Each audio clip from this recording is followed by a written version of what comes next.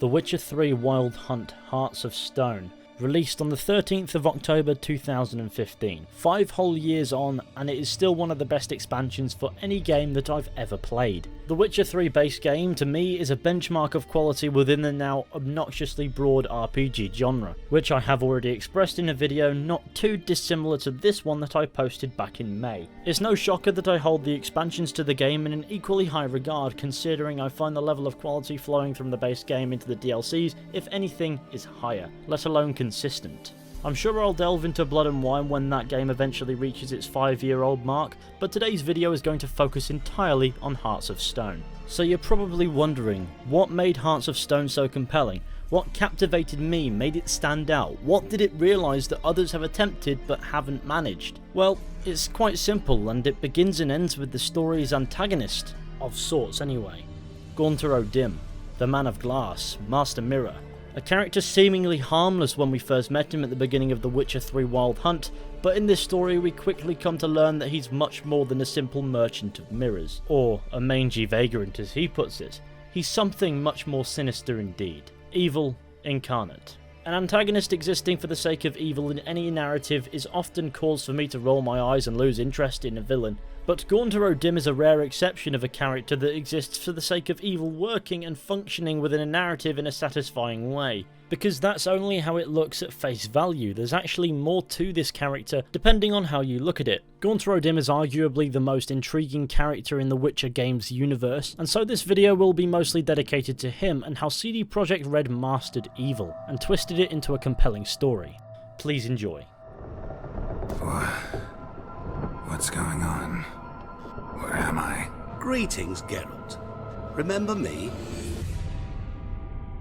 I remember.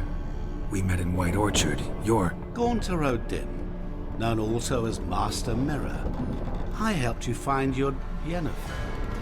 And it seems you need my help again. We men of the road must stick together. Perhaps one day I'll be in trouble and you'll be nearby to help. There are records of encounters dating back thousands of years, in many cultures, under many names, but always as evil incarnate. In this land we call him Confronting O'Dimm, at times Master Mirror, or the Man of Glass. What I find fascinating are true tales, true human lives, like the one I shall tell you now. It's about a man, worse than most. A vulgar, despicable man with a heart of stone. His name is Olgierd von Everick. O'Dimm grants what you wish, not what you want. All who sign a pact learn the difference. There is only ever one stake. The sole thing he truly desires. Human souls. You wish to play, so let us play.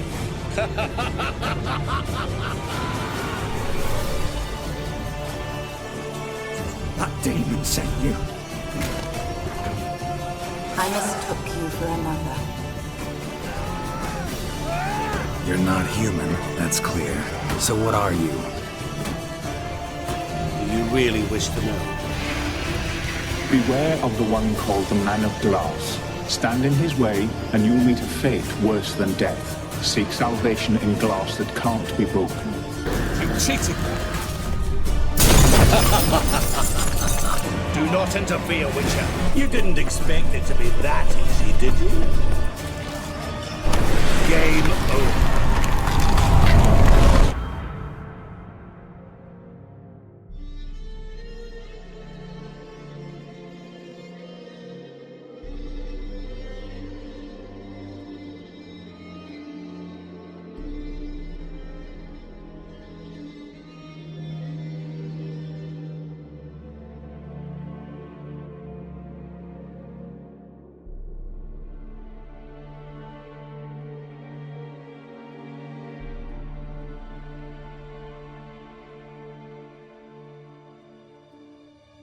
I'd like to begin by verbally issuing the same spoiler warning that I gave at the beginning of the video. If you didn't see it then, now you've heard it at the very least, so we shouldn't have any issues. If you haven't played this game and its expansions yet, go ahead and do that, they're well worth your time. This video can wait. I think it's also fair to mention that in the introduction I stated that Confronting O'Dimm was the antagonist. That's not strictly the case with Hearts of Stone, as whether or not you choose to challenge him is your choice, and in the end of the day, you're working with him as opposed to against him. It's also worth knowing that Confronting O'Dimm is not intended to be a transparent character. We're not supposed to know everything about him, and we don't.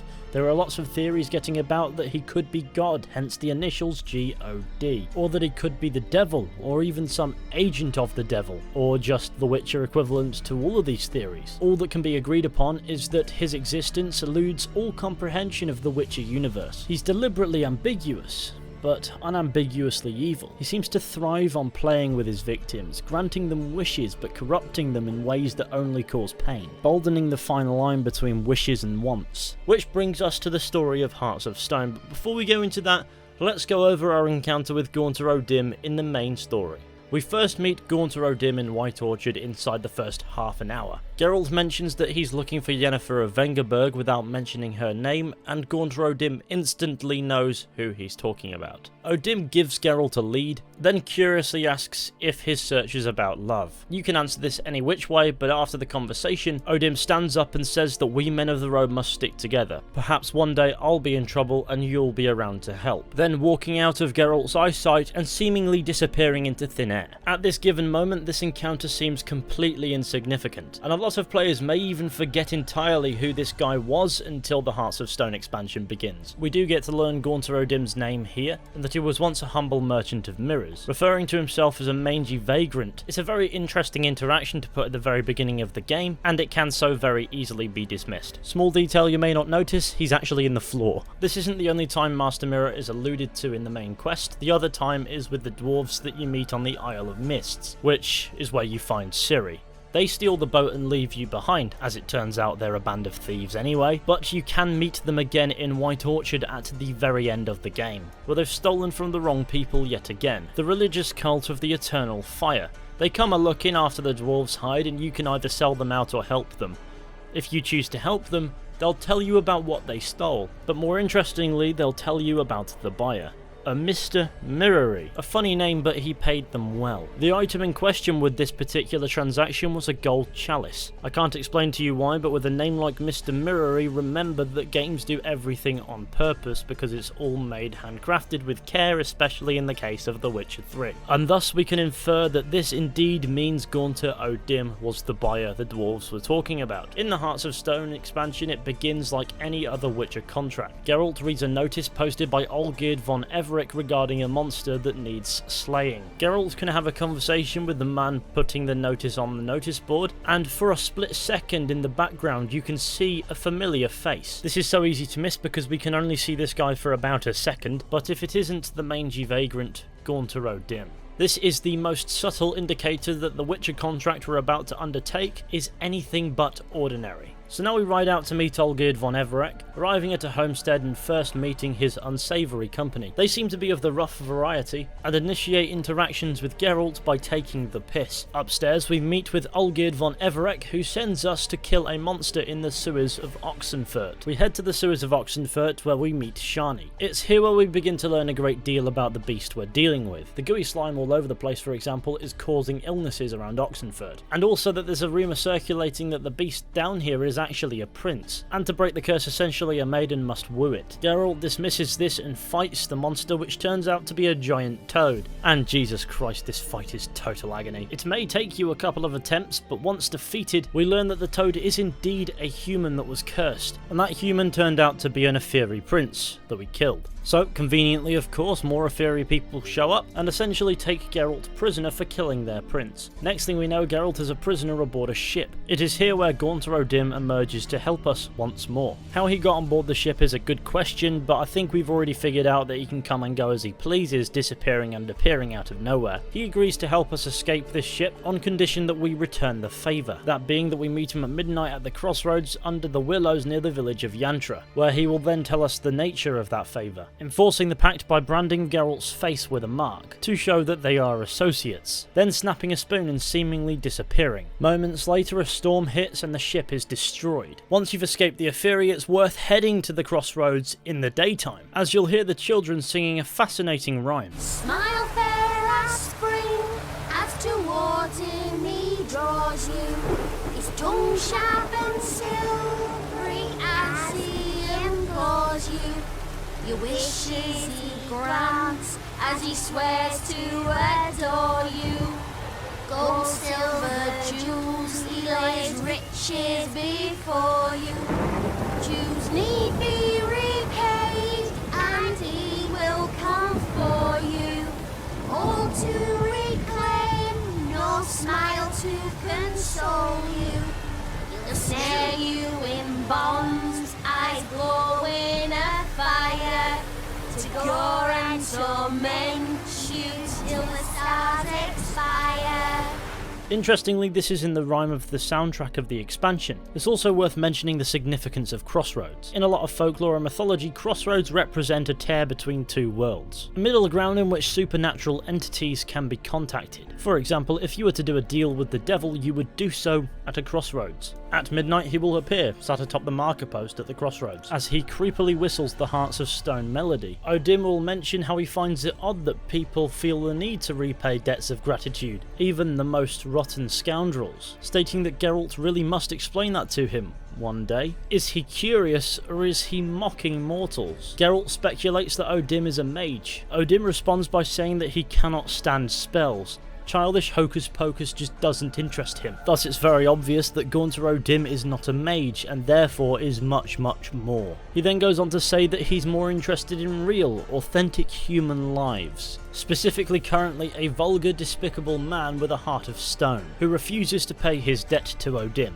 Of course he's on about Olgierd von Everec, the man who sent us to kill the Toad Prince. O'Dimm states that Olgierd is a degenerate monster in human flesh, who feeds on the suffering of others. That is a very fascinating description coming from a man named Master Mirror. I'll explain more about that one as we go. O'Dimm explains that he made a pact with von Everec, in which he gave Olgierd what he desired, and then the pact states that he is to grant him 3 wishes, however only via proxy, meaning O'Dimm cannot grant these wishes directly himself, but must instead go to Geralt, explaining that he doesn't need us to be hired muscle, what he needs is us to be intelligent and clever, an individual who fears no dare. A challenge perfect for one as experienced as a witcher. He then states that he has many wares on offer that he could give as a reward, offering things that no ordinary merchant would be able to get a hold of, even things that defy logic itself. And of course, upon completing the task, the mark left upon Geralt's face will be removed. Interestingly, you can take this mark to other characters from the main game, such as Triss and Yennefer, and they will have these things to say. Listen, this mark, can you do anything about it? I can scratch it if it itches, but I fear that's all. I'm not joking, Yen. Neither am I. These symbols, it's ancient, powerful magic. I've no notion how to remove them. Damn it. Listen, think you could help me with this mark? It's driving me crazy. Oh, Geralt. What have you gotten yourself into now? Long story.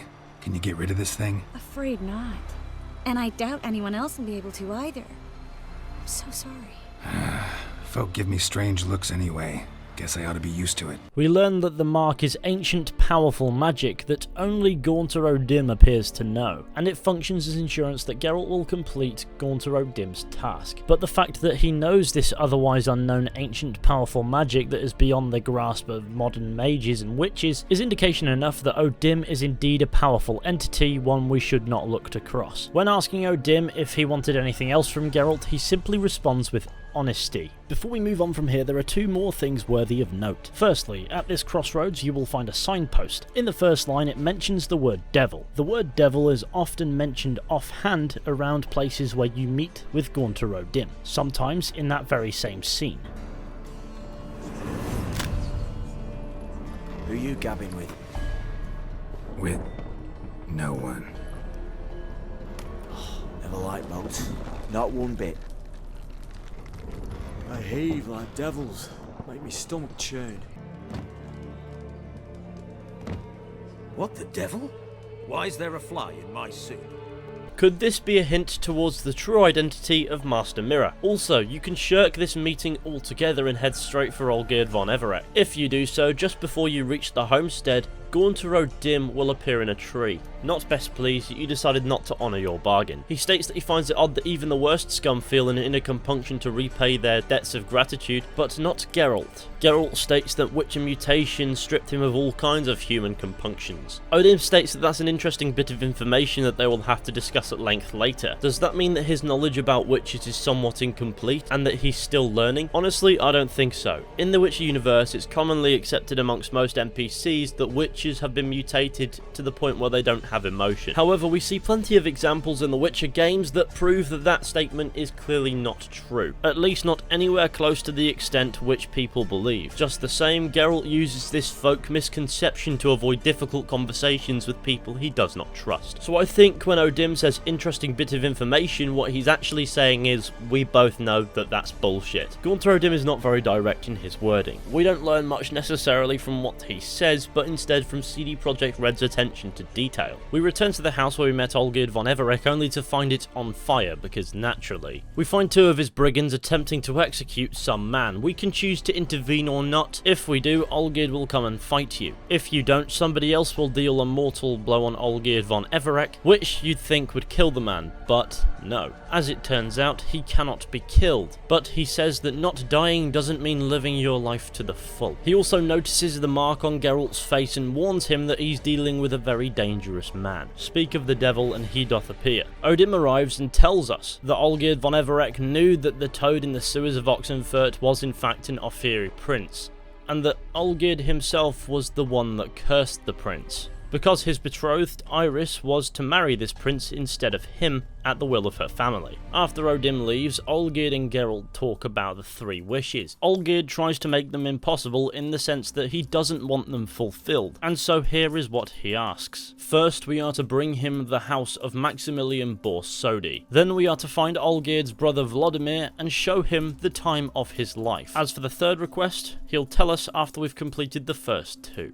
O'Dimm tells us that the house won't be too difficult, but the brother will be the tough bit because Vlodimir has been dead for some years now. O'Dimm states that though he cannot grant Olgierd's wishes himself, he can indeed offer help to Geralt in completing the tasks on his behalf. Not because the pact states that he can, but because it doesn't state that he can't. I guess the devil is in the details, right? For the house, he tells us to check out the Borsodi auction house in Oxenfurt. As for the brother, he suggests that Shani could be of some assistance. And lo and behold, she gives us the location of his crypt. It's curious that O'Dimm knew that Shani would be of help here. So we head to the crypt where we meet Shani, who is preparing for a wedding, which she invites Geralt to, which is convenient. In the crypt, we summon the ghost Vlodimir, who then possesses Geralt, and we go to the wedding as possessed Geralt. It's a very funny and light-hearted quest, but it doesn't go without remembering the tone of the expansion. As you engage in the revelries as Vlodimir von Everec, at several moments you will be able to spot Confronting O'Dimm disguised as a generic attendee. When playing the game, most won't notice this, however those that do are reminded that Confronting O'Dimm is always watching. It's this attention to detail that makes Confronting O'Dimm so intriguing. I think you can see him show up a couple of times in disguise at the wedding if you look hard enough, but in the second half of this quest, he makes his presence known to you. First, he's on the stage, which nobody seems to question.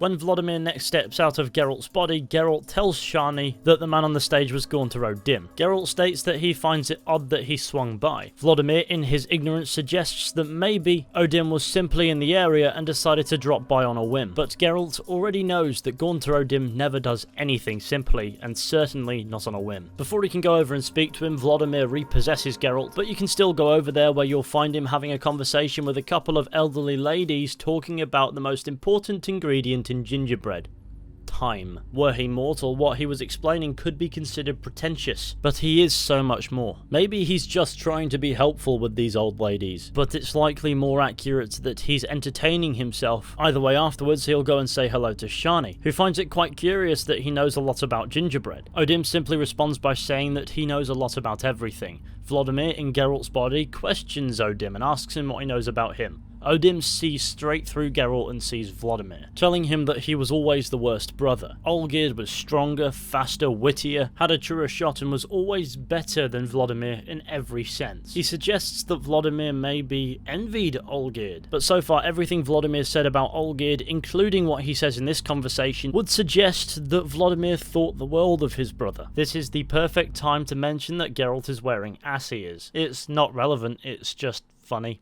Confronting O'Dimm shifts the question. Was Vlodimir as dear to Olgierd as he seems to have been to Vlodimir? Vlodimir responds by mentioning that Olgierd made a hero of him after his last battle, even though that was not what it was. And he knows this because Olgierd visits his grave and talks to him. Master Mirror responds by saying maybe one day he will say something very surprising. What does this mean? Well, we'll get there before long, so don't worry. But remember that in the questline of Hearts of Stone, we're only dealing with the second half of the pact that Confronting O'Dimm made with Olgierd von Everec. Come the end of the pact between Vlodimir and Geralt, which states that Vlodimir can possess him until midnight, but then he must go back to where he came, Vlodimir decides to get cocky and tries to stick around a bit longer. Out of nowhere, Confronting O'Dimm appears again, and politely asks Vlodimir to go back whence he came. Vlodimir seemingly refuses his request, and so Confronting O'Dimm rips him out of Geralt's body and seemingly tortures the ghost, promising him that if he does not go back to his mouldy crypt, it will look like paradise by comparison to where he'll take him. Here we see a little snippet of the immense power that this entity holds, and considering his casual demeanour, it would appear as if Master Mirror is taking pleasure in inflicting suffering on this ghost. When Geralt asks O'Dimm to stop tormenting the ghost, he callously jokes that he won't die. Before long, Vlodimir disappears.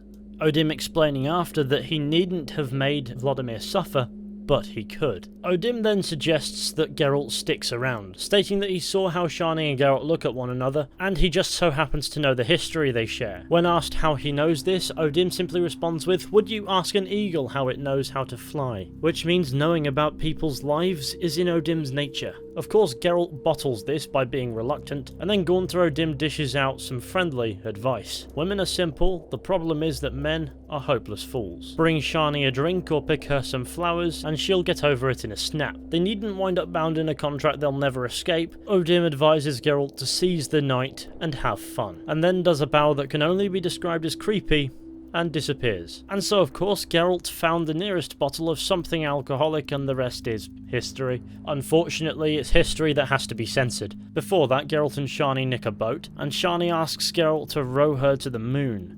Geralt responds by saying you've got to fly to get to the moon, but Shani states that you're dead wrong. Look, it's right there in the middle of the lake. This is important because it implies that wording can be interpreted in several different ways, and thus in a contract, for example, something that seems impossible could be possible. And that's worth remembering when going about granting the wishes laid out by Olgierd von Everec. Next up is to acquire the house of Maximilian Borsodi, Olgierd von Everec's first wish, but I always feel like it flows better if you do it second. So we head to the Borsodi auction house, where they are holding a private auction. If you don't have an invitation, you can't get in. Obviously, Geralt doesn't have an invitation, so it would appear as if he won't be able to get in. However, along comes this dwarf and he sort of plugs it, so calm.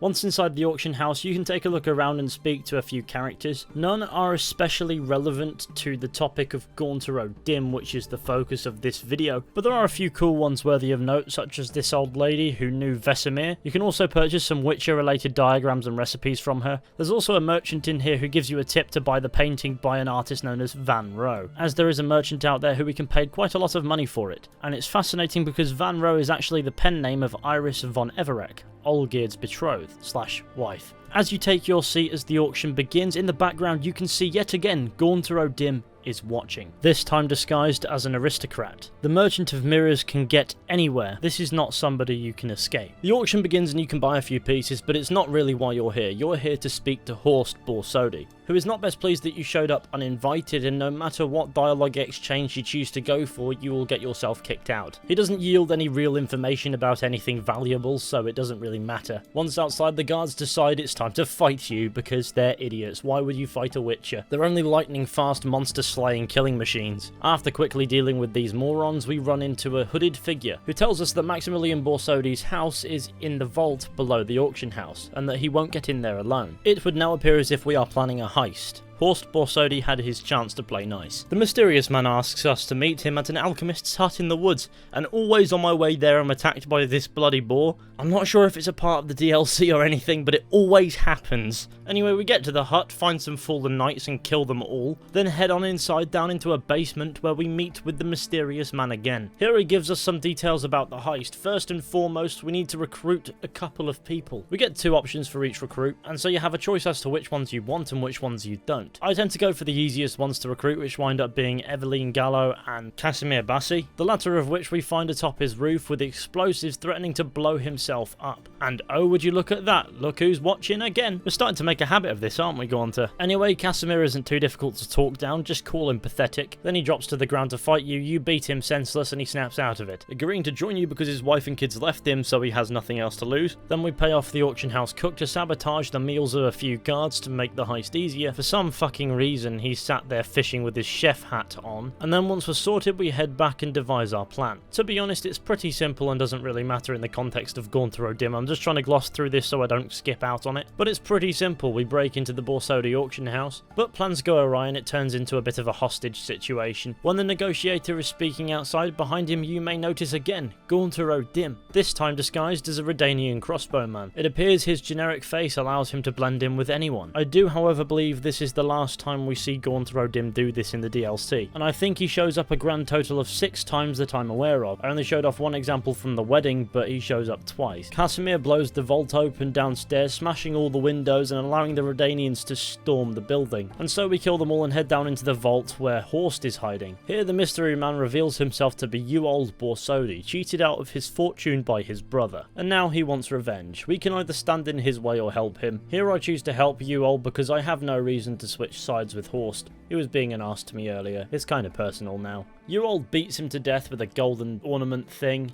I don't know what it is, and then stands between us and Maximilian Borsodi's house. Now you can choose to fight him for the house and its contents, or you can tell him that you're just after the box, as nowhere in Olgierd von Everek's contract were the contents within asked for. And so now we've acquired Maximilian Borsodi's house. We can now take this back to Olgierd von Everek, who opens the box, surprised that it does not contain its documents. Geralt states that he wanted the house and he never mentioned the contents, and if he's not best pleased he should have chosen his words more carefully. Von Everek states that Geralt is as tricky as O'Dimm himself. Olgierd now explains why he wanted the house. It's a gripe with the Borsodis. When his family fell on hard times, the Borsodis repossessed his home and sold all of his family heirlooms. He then says it was but the start. Iris's parents learned of his family's misfortune and their betrothal was no more. The anger he felt was intense. He went to the tavern and got really drunk, and then he asked the wrong bloke for help. That wrong bloke, of course, being Confronting O'Dimm. What followed thereon was a proper shit show, and we're right in the middle of it. Now Olgierd shares with us his third wish. On the day he saw his wife last, he gave her a violet rose. He asks Geralt to retrieve that rose. Geralt mentions that the flower is probably dust by now, but that is Olgierd's wish. He tells us to head to his manor, and the location of that, feeling himself safe considering this task does seem actually impossible. We head to the von Everek estate and instantly it is enveloped in cloudy, miserable weather. At a breach in the wall there is a looter shouting to his friend who is not responding. Geralt instantly notices that there is something not natural about this place and tells the looter to go home. Before long we run into a silent black cat that sits and stares at Geralt. As we head round to the back garden of the estate we find graves. Clearly not of the von Everek family, they're in a crypt elsewhere. These must be trespassers,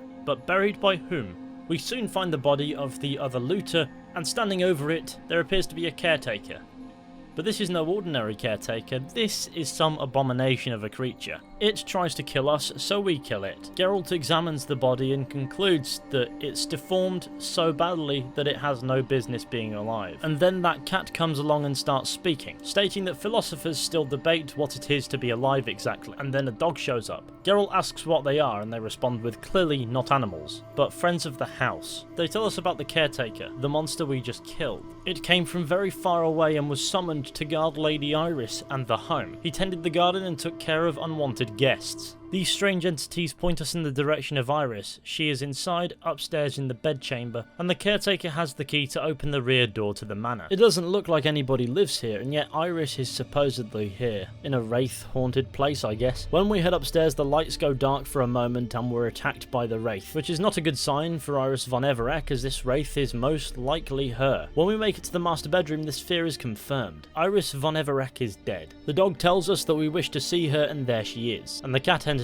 says a man should frame his wishes carefully, as it forestalls disappointment. When Geralt asks how did Iris die, the response is, her heart burst, meaning she died from her sadness. Whatever pact Olgierd had with Gaunter O'Dimm before we met them and got involved, this ruin is the aftermath. In order to make contact with Iris, we need to bury her body. A skeletal form of Iris appears before Geralt, but still refuses to talk and instead showed Geralt a painting, touching it and disappearing before his very eyes, into the painting. Obviously, this was an indication to follow, transporting Geralt into a painted world, which Iris von Everec had mentally created in order to try to forget certain memories. But when she died, her spirit made it stronger and magnified her fears within it, leaving us to fight through her fears and figure out these memories. We learn of all her fears, from simple spiders to Olgierd von Everec himself. We see memories of the marriage between Olgierd von Everec and Iris, finding the missing pieces of each memory to trigger them. We know when the von Everec family fell on hard times, Olgierd turned to Gaunter O'Dimm to restore his wealth. In this we see how with Iris's parents, essentially giving Olgierd money to pay off the debts. Technically a resolution to the problem, but it goes against Olgierd's pride, and he refuses it. We learn that Olgierd von Everec kept the company of ruffians and bandits. In other words, O'Dimm was right. Olgierd is not a good person. Here we properly learn of the first pact that Olgierd had with Gaunter O'Dimm. O'Dimm granted him 3 wishes: to restore his wealth, which we saw pan out, and to grant him and his wife immortality. O'Dimm granted these wishes provided Olgierd chose between saving his wife and saving his brother Vlodimir. Olgierd chose to save his wife, and thus Vlodimir died the next day. And for those wondering, that's exactly what O'Dimm was referencing back in the wedding quest. As for the immortality, it slowly began to sap Olgierd's feelings away from him, turning his heart to stone, losing his empathy for everyone, including his love for Iris. After a few years, the marriage started to fall apart, and the once naive von Everec started to realise what his pact with O'Dimm was ruining his life. Olgierd began to study and practice demonology as an attempt to resummon Gaunter O'Dimm and end their pact, but nothing he attempted worked. It just seemed to push Iris further and further away. It eventually reached a point where Iris brought her father in to end the marriage, resulting in Olgierd killing him, turning Iris's once love for him into pure resentment, and later apathy. Olgierd gave Iris spectral creatures and later a caretaker, despite her protests that she didn't want any of this. By this point, von Everec had forgotten what love felt like, leaving the estate soon after, leaving behind a violet rose and a letter explaining that he didn't want to put her through any more suffering. Once we fight past Iris's greatest fear, Olgierd von Everec himself, or at least some memory of him, we finally get to speak directly to Iris, who is at first surprised that we are not Olgierd. Iris states that she blames herself. It was for her who Olgierd summoned the Man of Glass. We quickly learn that if Geralt takes the rose, Iris could cease to exist. Iris doesn't wish to suffer anymore, though just the same she fears ceasing to exist, but she does decide to give us the rose. Whether or not we choose to accept it is completely up to us. I did. This frees the spectral dog and cat, who thank Geralt for freeing them, leaving with some parting advice. Beware of the one called the Man of Glass. Stand in his way and you'll meet a fate worse than death. Seek salvation in glass that can't be broken. And then they vanish. We take the rose and before we know it, we're out of this painted world. Now we have completed Olgierd's 3rd task, but along the way have learnt a lot about him and his pact with Gaunter O'Dimm. We know that he functions primarily with pacts, following them through to the letter with some nasty side effects. Almost like it's a game to him. Can he outsmart the wish? Grant it, but only in a way that causes suffering. It's also clear that Olgierd seems to believe that Gaunter O'Dimm is demonic in nature, but we know his attempts to use demonology to summon him didn't work, so the Man of Glass, his true nature, is still unrevealed to us. Also, the advice to seek salvation in glass that can't be broken. An interesting bit of advice worth remembering for later. Attention to detail, CD Projekt Red are masters of it. Now it's time to return to Olgierd's man in Oxenfurt, except we're greeted by none other than Gaunter O'Dimm himself. Before we can approach, we're interrupted by some reveller, who insists on buying Geralt a drink for some reason. Gaunter O'Dimm simply waits for a moment and then claps twice, and when he does this, time stops, for everyone but him and Geralt, referring to time as a marvellous plaything. He says at times he finds time manipulation irresistible, as controlling it offers many appetizing opportunities, using the example of sticking a fly in Olgierd's man's soup.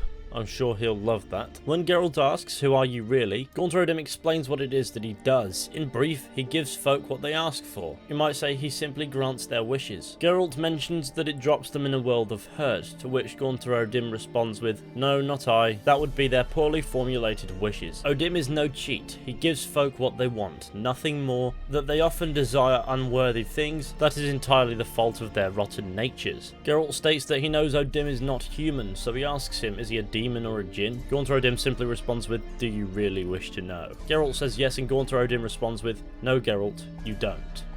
This one time I shall spare you and not grant your wish." All who learned O'Dimm's true name are now either dead or have met an even worse fate, and yet Geralt is still needed. O'Dimm then tells us to draw Olgierd von Everec to the temple of Lilvani. Before leaving, Olgierd walks up to the man who interrupted him and shoves a spoon in his eye, before clapping again and restarting time. The man died instantly. This indicates to me that O'Dimm can work outside of contracts, and is almost certainly evil. Up until this point, O'Dimm was ambiguous in a way. He did seem somewhat evil, to be fair, but he did have moments where you thought maybe this guy isn't so bad, maybe he's actually got a purpose, maybe he's helpful, and maybe he still does have a purpose within the Witcher universe, but this scene was designed by CD Projekt Red to be a revelation of O'Dimm's true nature. He doesn't tell us anything, but he shows us when he sticks the fly in the soup that he does enjoy messing with people, and when he sticks the spoon through the poor bloke's eye, he shows what happens to people who cross him, even in the simplest of ways. We also learn that he's bound by no contract, as he can act outside of it. Why go through all the trouble of doing them? And the truth is, he enjoys tricking and outsmarting mortals. He doesn't cheat them, but he tricks them. Furthermore, he says their poorly constructed wishes are a result of their rotten nature, implying that he typically enters pacts with those who believe themselves above others. In the instance of Olgierd von Everec, a brigand who came from a wealthy noble family, he believed himself above others and asked O'Dimm for immortality, and a restoration of wealth after his family fell on hard times. Two wishes spawned from greed, and yet O'Dimm's pact with Geralt is much less destructive of Geralt's life, at times actually being a little helpful, such as the instance with Shani back at the wedding quest, and also at the beginning freeing him from a fiery captivity.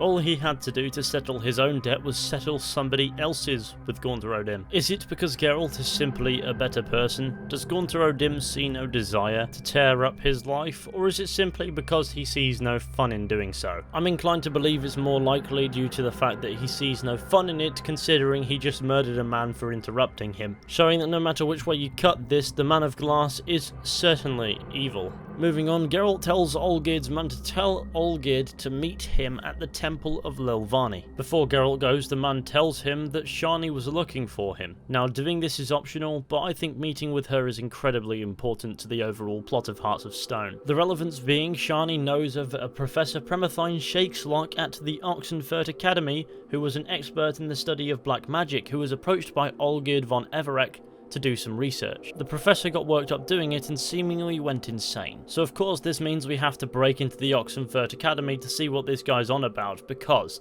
it's never that simple where Olgierd von Everec is concerned. We break in via the upper floor balcony, and when we do, using our damages the woodwork inside. As we head down the staircase onto the middle floor, we will find a broken mirror. Remember how that dog told us to seek salvation in glass that can't be broken? Well, mirrors can be broken. It seems the research that Olgierd von Everec had Professor Shakeslock do was almost certainly regarding O'Dimm. You can even investigate the mirror, to which Geralt will say that it wasn't shattered accidentally. Downstairs, the conversation we can have with Professor Shakeslock proves to be invaluable. At first, he's alarmed that we got in, telling us that demon sent you. When asked what demon, Shakeslock responds with O'Dimm, evil incarnate, and that's coming from one of the foremost experts on the occult. And when an expert in the study of black magic calls something evil incarnate, then there's a very, very high chance that that is the truth of it. He tells us that Olgierd von Everec approached him to research O'Dimm, stating that he found records dating back thousands of years, in many different cultures under many names,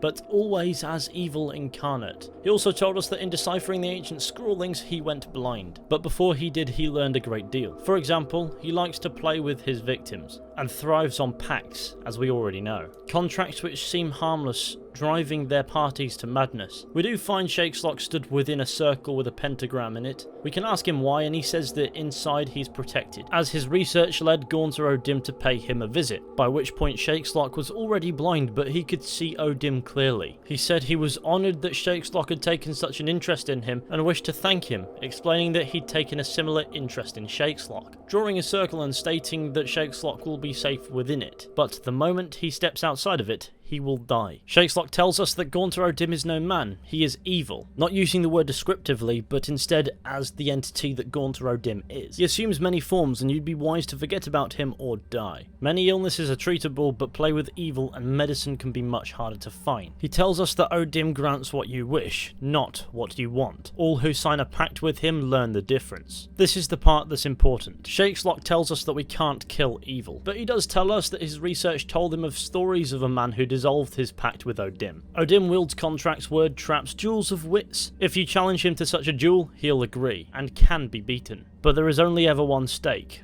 The sole thing that Gaunter O'Dimm desires: human souls. Now the beam in the ceiling cracks and falls. Shakeslock steps out of the circle and bumps into a bookshelf. Geralt stops it from falling, but Shakeslock slips up on a bottle and breaks his neck on a chest. As it turns out, he was right. He stepped out of the circle and died. But before he died, he gave us a great insight into what Gaunter O'Dimm is, or at least what he truly desires: human souls. But in order to defeat him, we must bet ours. Armed with this new information, it is now the best time for us to head to the Temple of Lilvani and meet with Gaunter O'Dimm and Olgierd von Everec, and one way or another, bring an end to this.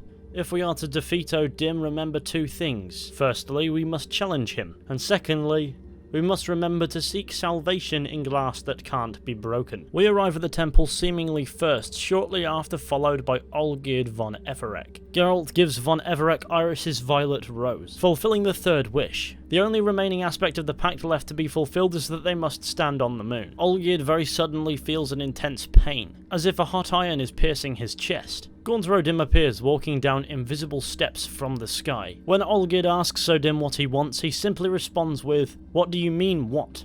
Your soul." Olgierd, still feeling safe, states that the pact states you can only take it once you've fulfilled 3 wishes, and we stand together on the moon. Here we see the trickster aspect to O'Dimm's pacts, as he clears the dust away from the ground, revealing a moon tiling. The contract has been fulfilled to the letter, with it burning up in O'Dimm's hand. Now O'Dimm moves in to take Olgierd's soul. But before we step in and help, here's what happens if you don't. The Man of Glass steps in and claims Olgierd von Everec's soul.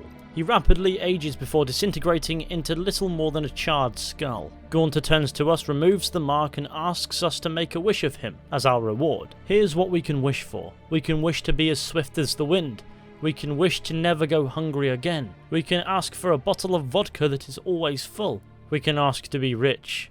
We can simply refuse and say we don't want anything from him.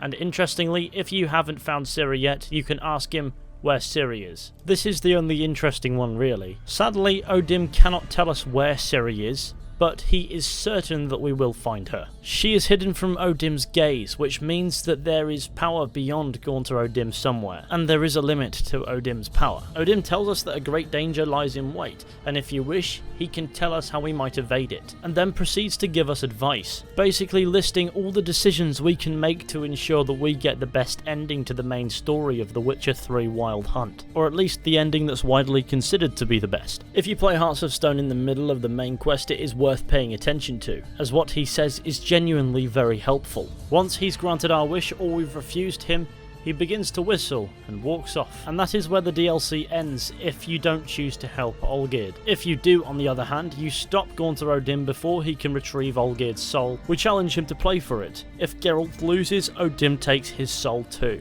Geralt suggests a challenge, and of course Gaunter O'Dimm cannot resist and accepts. But we shall do it his way. Next thing we know, we're somewhere else entirely. Gaunter O'Dimm tells us a riddle that we have to solve before time runs out. To all things and men I appertain, yet by some am shunned and disdained. Fondle and ogle me till you're insane, but no blow can harm me, cause me pain. Children delight in me, elders take fright, fair maids rejoice and spin. Cry and I weep, yawn and I sleep, smile and I too shall grin. What am I? We're now unleashed into Master Mirror's challenge realm, where we must find the solution to his riddle. There are many distractions laid out in this area to waste our time, and so it's important that you don't lose too much focus. You may run into spectres along the way that you'll have to fight. Interestingly, you can find a Viper Venomous silver sword here. If you pick it up and succeed in solving the riddle on the same attempt, you will be allowed to keep it. Now, the answer to Confronting O'Dimm's riddle is relatively simple. It references a reflection of some sort, and just remember what the dog said. Seek salvation in glass that can't be broken. The trick is to ignore as many distractions as possible. Ignore Confronting O'Dimm's taunting. You find a wall behind which there is flowing water. You must use Ard on it to cause it to flow into the well. Once done, you must gaze upon your own reflection. It is here where you will find Confronting O'Dimm, solving his riddle. O'Dimm's face is no longer human, now more demonic. What he says next is spoken in several different languages, and is dressed up a little in metaphors, but here's what he sort of says. You are insignificant, you think you've defeated me, but you are wrong. I can't be killed, I will be back. And then he disappears. I feel like after that there's no denying that O'Dimm is a sinister entity. Geralt and Olgierd are now free of O'Dimm, but it took its toll on the Von Everec. Master Mirror took everything from him, but he got his heart back, and realises the mistakes he's made in his life. He pledges to begin anew, far from here, and be better than he was before. If you allow O'Dimm to take his soul, Olgierd is gone. If you save his soul, he reflects on what he's done and how he's lived his life, feeling the ruin and remorse of it all. He gives Geralt his sword, to mark the beginning of his new life, wishing Geralt luck on the path before leaving. Regardless of what you do, the Olgierd von Everec that was is gone, as either his soul has been extracted by Confronting O'Dimm, or he no longer has a heart of stone. This ends the story of the Hearts of Stone expansion, leaving players with plenty to digest. As for Master Mirror, well, we haven't beaten him.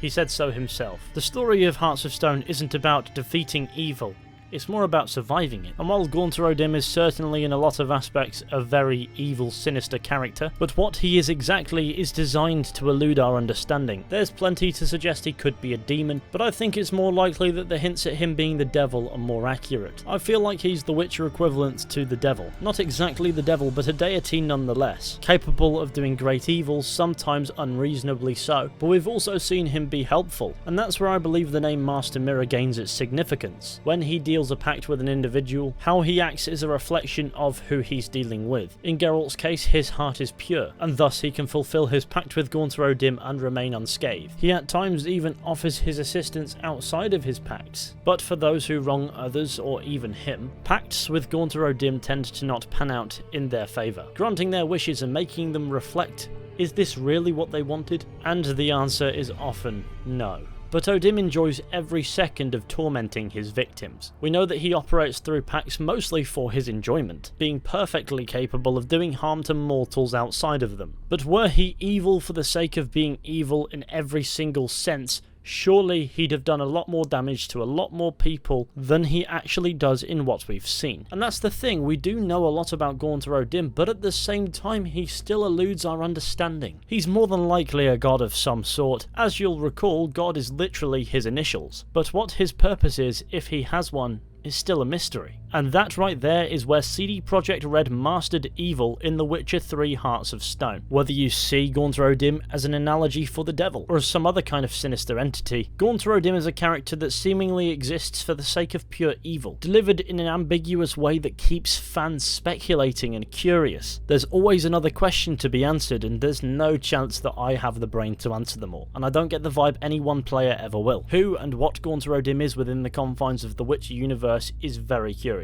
And there are so many different theories, some contradict, others line up with one another, and that engagement alone is indicative of absolute mastery from the narrative perspective. On top of this, Confronting O'Dimm is not in the Witcher books. He was invented purely for The Witcher 3, so there's no source material to compare him to. There's evidence to suggest that he's inspired by work from Stephen King, sharing some traits in common with Randall Flagg from the Dark Tower series, as Randall Flagg is also known as Walter O'Dimm and possesses supernatural abilities. Then there's also Leyland Gaunt from Needful Things, who offers characters things that they want in exchange for doing something seemingly unrelated, which eventually adds up to quite a bit of chaos, using magic and trickery to gather the souls of his victims. CD Projekt Red confirmed that Confronting O'Dimm was indeed inspired by these two characters, but not only them. Take into account real world folklore about the devil and demons and hell, and you probably still wouldn't have the full picture with Confronting O'Dimm. It's probably fair to say that speculating too much about this may actually drive you insane, because Master Mirror is just so well delivered in the quantity that we get to see him, and is certainly in my mind the standout character of Hearts of Stone, and really the main focus point of the entire story. And so for the 5-year anniversary of this DLC's launch, I say hats off to CD Projekt Red for truly baffling people's brains with this one, as the character in question is a masterful display